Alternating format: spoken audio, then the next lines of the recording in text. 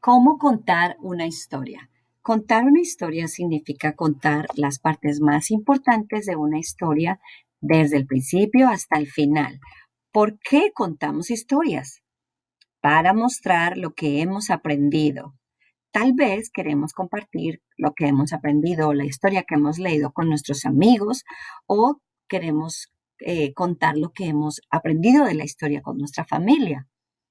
Entonces, al contar una historia, ¿qué tengo que contar? ¿Cuento todo lo que sucede, todo todito? No, solo contamos lo más importante, las partes más importantes de la historia.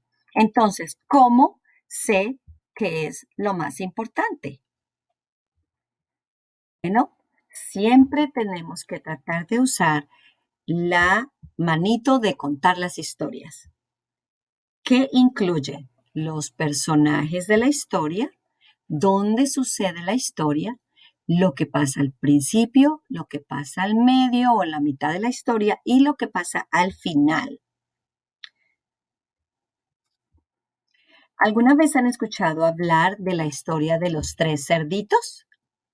Bueno, en esta historia habían tres cerditos y cada uno decidió construir una casa. El primero construyó la casa de paja, el segundo la construyó con madera y el tercero la construyó con ladrillos. Pero también había un lobo muy, muy malo que quiso soplar y soplar y soplar y el lobo consiguió destruir las dos primeras casas con sus grandes soplidos.